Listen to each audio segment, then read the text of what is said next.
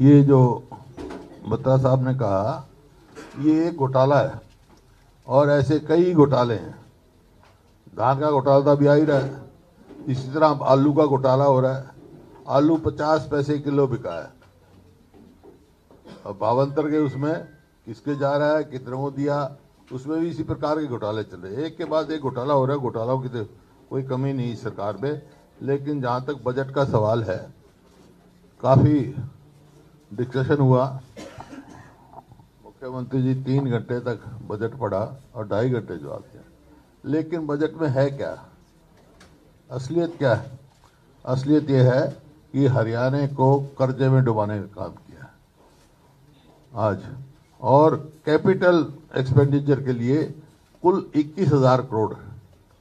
इसका मतलब ना तो कोई मेडिकल कॉलेज बना सकते, जो कह रहे हैं हर जिले में बनाएंगे, ना कोई और चीज़ कर सकते, कोई आईएमटी नहीं डेवलप कर सकते।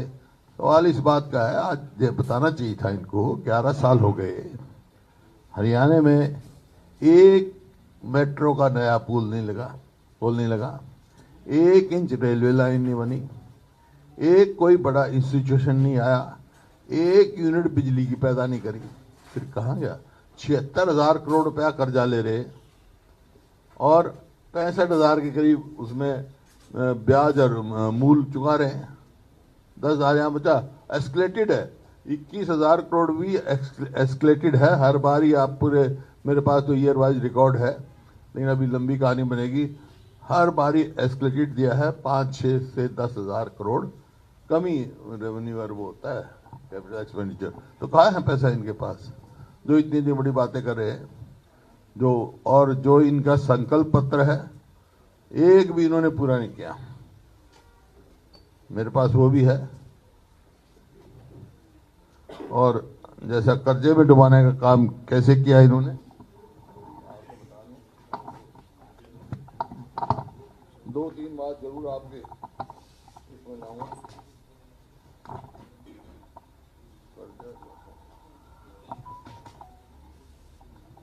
स्टेट लायबिलिटीज जो है, स्टेट डेब्ट जो है, उसमें इंटरनल डेब्ट इन्होंने बताया 3,91,345 करोड़।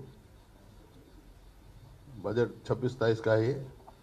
और स्मॉल सेविंग जो है estimated 50,000 crore. Public sector enterprises जो है वो 68,995 करोड़। 25-26 के बजट स्पीच में चीफ मिनिस्टर ने खुद कहा है। एडिशनल लायबिलिटी जो है, unpaid electricity bill and subsidize for, वो वही है 40,193 करोड़। कुल 5,56,623 करोड़। जब ये कहते हैं नॉर्थ में चल रहे हैं हम, सीएजी ने लिखा, public account deposit small saving के बारे में लिखा है। CAG reported that liability on account of this is इतने ऑन मार्च एंडेड। 36,000 उस टाइम थी, तो उस टाइम 36,000 थी। उसके बाद हर साल 3,000 से 5,000 तक बढ़ाते हैं, तो 50,000 वो हमने किए। और सीएजी ने कहा, she has stated that where principal and interest is payable by the government, it should be included in the state डेप्ट। Accordingly small saving are included in the state डेप्ट। ये कहते हैं ना, स्मॉल सेविंग है state डेप्ट में नहीं काउंट करते हैं। ये सीएजी की रिपोर्ट पढ़ रहा है।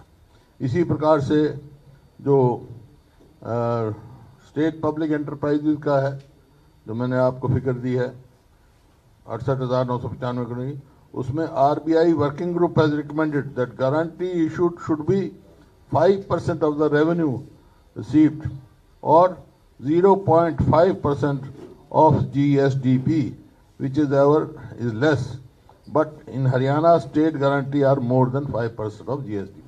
ये कहते हैं ना नॉर्म्स है, यहाँ पे नॉर्म्स नहीं रखी उन्होंने। Yes, more than 5% of SGDP। ये तो हो गया 4 वाक की, जैसे मैंने कहा 4 वाक की नीति पे चल रहे हैं। कर्जा लो और घी पियो, मरने के बाद कोई नहीं पूछता। दूसरा, ये जब भी करते हैं, मैं कंपेयर करते हैं 2005 से आज तक, ग्रोथ ऑफ नॉर्मल जीएसडीपी 2005 से 14 तक हुआ 17.6% और 14-15 से 26-27 तक हुआ 10.6%। जीएसडीपी ग्रोथ कम है। फिर ग्रोथ ऑफ स्टेट डेट 2005 से 2014 तक हुआ 13.1% और 14 से 26 तक हो गया 18.1। कहाँ ले जाएंगे स्टेट को। फिर डेट रेशो गिनी जाती है। रेशो डेट ऑफ जीएसडीपी 2005-06 में था 24, जब हमने संभाली उससे पहले था 24%, 24.1। लेकिन 14-15 में ये हमने घटा के कर दिया था 14.6% और 26-27 में ये हो गया है 25.78। ये आपके सामने नीति आयोग ने जो इसका फिस्कल इंडेक्स है उसमें हमारा स्थान जो है 14वां नंबर है।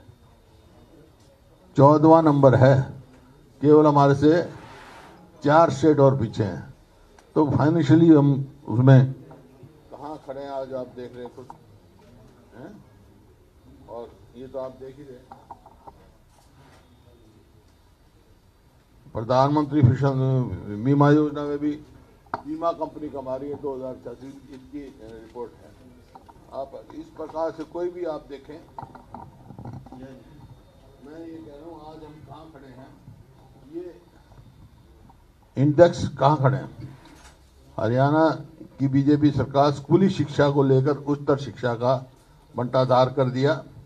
ये एक हुआ है शिक्षा मंत्रालय द्वारा नेशनल इंस्टीट्यूशनल रैंकिंग फ्रेमवर्क होता है NIRF। उसमें हमारे कोई भी यूनिवर्सिटी टॉप के 100 में नहीं है, जबकि पहले हमारे टाइम में कई टॉप के 100 में थी। कुरुक्षेत्र भी थी, MDU भी थी, अब कोई भी नहीं है। और केंद्र सरकार द्वारा सोशल प्रोग्रेसिव इंडेक्स के अनुसार 33 पॉइंट के साथ हरियाणा अब सबसे असुरक्षित प्रदेश है पूरे देश में। लॉ एंड ऑर्डर की सिचुएशन है। और इंडिया जस्टिस रिपोर्ट के अनुसार पिछले 5 साल में हरियाणा पुलिस की रैंकिंग 8वें स्थान से खिसक कर 14वें स्थान पर पहुंच गई। लॉ एंड ऑर्डर का बुरा हाल है। हरियाणा 18 बड़े राज्यों में हरियाणा की पुलिस 14वें नंबर पर है। 14वें पर 18 है ना बड़ी स्टेट। हैप्पीनेस इंडेक्स में हरियाणा देश में 16वें नंबर पर। और आपका state of performance based indicator Haryana 11वें स्थान पर है, जो ministry of rural development report है। मैं कहीं भी ये नहीं कहा। और नीति आयोग में सस्टेनेबल डेवलपमेंट गोल्स में 23-24 के अनुसार देश में 14वें नंबर पर है। पर कहाँ तो पहले नंबर पे था, कहाँ गया। और फिजिकल नंबर बता ही दिया मैंने उसका हेल्थ इंडेक्स का। तो और आपका NCR रिपोर्ट के अनुसार पिछले 3 साल में भ्रष्टाचार के 187% मामले बढ़े हैं। हरियाणा भ्रष्टाचार में 6 नंबर पर पहुंच गया। कृषि एवं किसान कल्याण मंत्रालय की रिपोर्ट के अनुसार किसान पर कर्ज के मामले में हरियाणा देश में 4थे स्थान पर है। औसतन हर परिवार पर 1,82,922 का कर्ज है। नीति आयोग की एक्सपोर्ट प्रिपेयर्डनेस इंडेक्स होता है एक EPI, उसके अनुसार हरियाणा की रैंकिंग 10वें स्थान पहुंच गया है, जबकि 21 में ये 5वें स्थान पर था। इसी प्रकार से हरियाणा लगातार उद्योग पलायन कर रहे हैं। सरकारी आंकड़ों के अनुसार 2018-19 से अब तक हरियाणा में 1446 फैक्ट्री या तो बंद हो गई हैं या पलायन कर गई हैं। पिछले 5 साल में हरियाणा के औद्योगिक क्षेत्र में 12.2% गिरावट आई है। इस प्रकार से है रैंकिंग, मतलब कहीं ये दिखाई नहीं दे रहा तो कि भाई हमारी रैंकिंग कहाँ है, कहाँ पर खड़े हैं। निष्कर्ष ये है, जिनको रहनुमा चुना था उजाले की खातिर वो ही अंधेरों में सौदा कर बैठे।